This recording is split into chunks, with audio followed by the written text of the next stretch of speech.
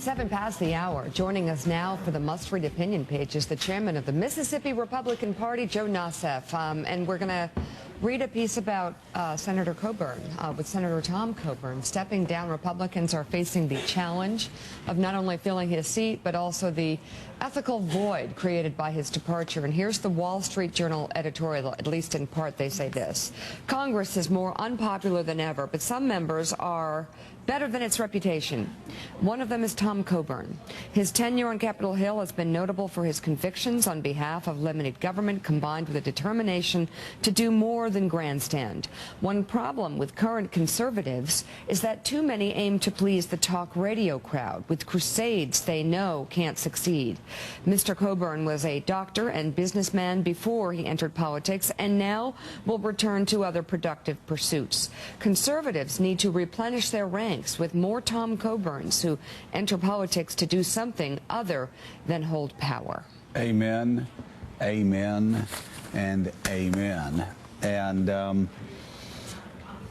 mean, Tom Coburn was, Tom Coburn was just a great conservative. Joe, you're of course going to the RNC's winter meeting. There's going to be a battle out there to take his place. Thad Cochran down in Mississippi, also a battle down there. It's sort of a tug of war for the Republican Party. What's happening in Iowa? It's on the front page of the Washington Post this morning. Which way is the Republican Party headed? Well, the way I hope we're headed is being successful. I mean, I'm a volunteer in this position. I mean, I'm not in here just to have something to do. So what I want to do is to win elections. I think, to be honest, what people like about Tom Coburn is the same thing they like about Chris Christie. And I know Chris Christie's had a hard time right now, but he's smart and he answers the question without looking like he's just using talking points. And so I think people appreciate that about Tom Coburn, and I think they appreciate that about somebody like Chris Christie as well. He's independent, too. I mean, Tom's independent, and it doesn't matter whether he's going against Barack Obama or whether he's going against, certain people in talk radio that didn't appreciate him saying, hey, the government shutdown idea, not a good idea, going to hurt our party. But, Joe, I think we got to be smart. Last time I was on this program, we talked about how the pro-life split in this country is about even. And we were talking about how conservatives a lot of times aren't smart enough to talk about it without talking about rape and things like that make 53% of the voters mad. We've got to be smarter on those issues, whether it's voter ID to not make it sound like it's something nefarious, or immigration to not make the Hispanics turn Hispanic voters off. So I think I'm positive, I feel positive about our direction. We just have to do a better job. Well, talk about Tom Coburn. Well, I think I described myself as a Coburn groupie on this show last time he was on, but something that I think people admire so much is that he's as full-throated of a conservative as we can find in this country, in our party right now, yet he's not afraid to call out his own party when we do something stupid. And I think one of the moments I was most proud to see him speak out was during the government shutdown, when we ran into oncoming traffic and made a big mess out of ourselves.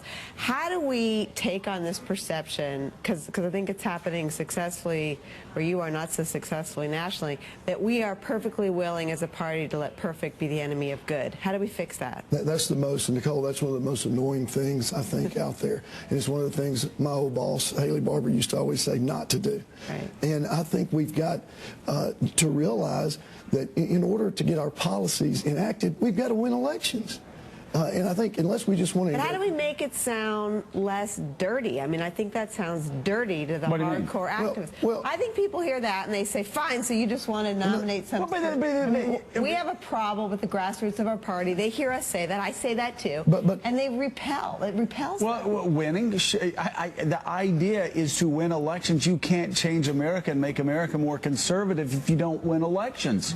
And this idea that somehow we go out and I mean, I learned that pretty quickly up in Washington, where after about being called for the third or the fourth or the fifth secret meeting to do this, that, or that, so guys, I'm really done charging up the hill and having Bill Clinton shooting us before we get to the top of it. We got to figure out how to sneak in behind. It's about winning. We've lost 5 of the last 6 elections in the popular vote. We're not going to change America for the better or the world for the better if we don't start winning. It's not enough to just fight anymore.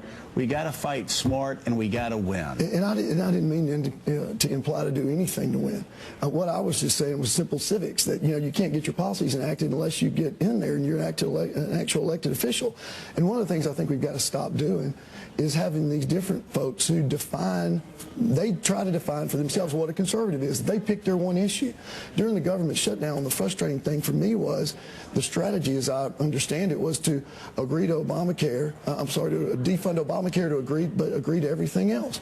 The problem is, and if you didn't believe that, you weren't a true conservative. Right. The problem is, I told people that talked to me about that was, for the last 3 years, all I've been hearing is about the everything else part. Right. Planned Parenthood, military aid to Egypt, defense spending, pork barrel, whatever it was now, unless you agree to all that and you're against Obamacare, you're not a real Republican. No. So we can't keep letting the perfect be the enemy of the good unless we want to be in the minority. Yeah, we can't split our party up over tactics. We all agree on the ideology of Obamacare. We can't split our party on tactics. And losing I think funds. We're learning. I think we're Joe learning. Nosef, thank you Joe, so much. thank you for coming by. Have fun at the winter meetings. Thanks for having me. Bring us all together. Yeah. Good luck. Still ahead, California is facing the worst drought in 100 years. What it means for the national economy. Ahead on Morning Joe.